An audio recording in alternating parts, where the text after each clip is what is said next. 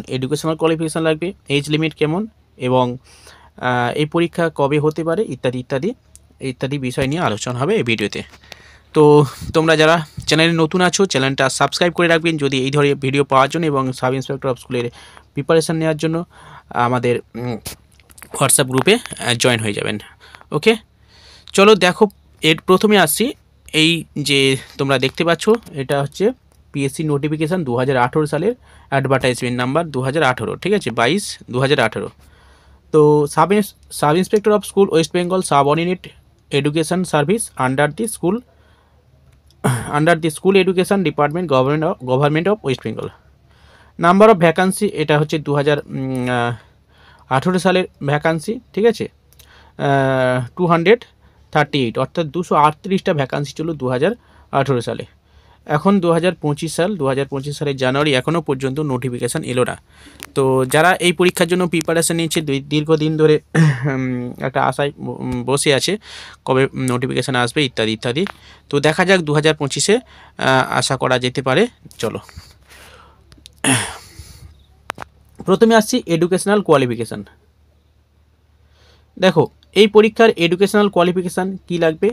Second class honours or a second class master degree of a recognization university.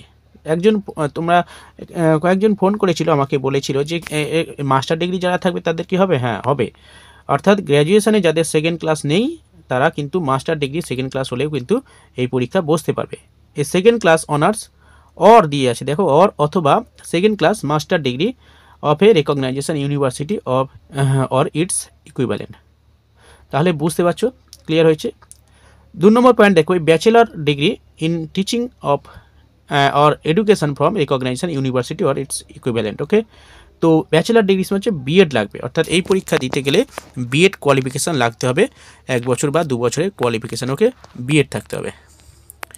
Number 3, general good knowledge in Bengali or Nepali spoken and writing, অর্থাৎ ভালো Bengali পড়তে এবং লিখতে পারতে হবে, তাহলে কিন্তু এটা eligible. Next, ability to undertake extensive tour on official duty, ঠিক আছে।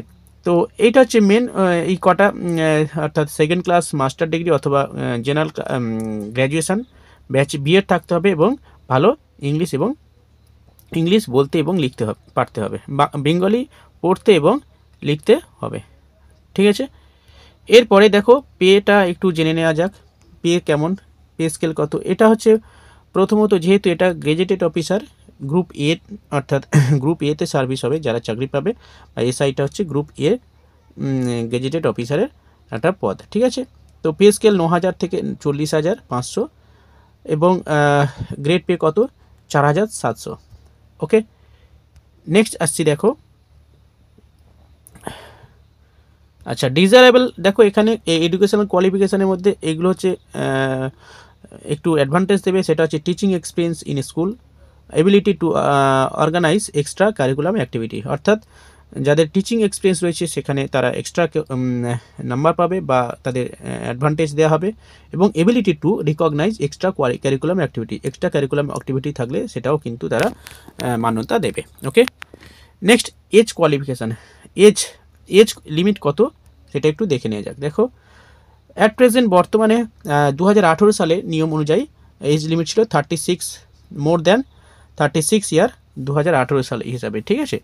তো এবছর অর্থাৎ 2025 সালে যেটা জানা গেল আর কি, জানা যাচ্ছে বা বিষয় মানে বিভিন্ন সোর্স থেকে পেলাম, সেটা হচ্ছে এজ 39 করা হবে স্কুল এসআইয়ের পরীক্ষার জন্য। দেখা যাক কি হয়।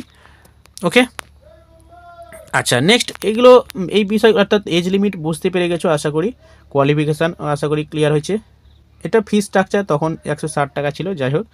আচ্ছা, এবার এজ লিমিটটা কিন্তু এসসি এসটি জেনারেল যেমন 5 বছর রিল্যাক্সেশন থাকে, 3 বছর রিল্যাক্সেশন থাকে, সেরকমভাবে রিল্যাক্সেশন থাকবে। ওকে, আচ্ছা, এই হচ্ছে পুরো ডিটেলস এই নোটিফিকেশান, 2018 সালের নোটিফিকেশান। ওকে, লাস্ট ডেট ছিল 6 আগস্ট 2018।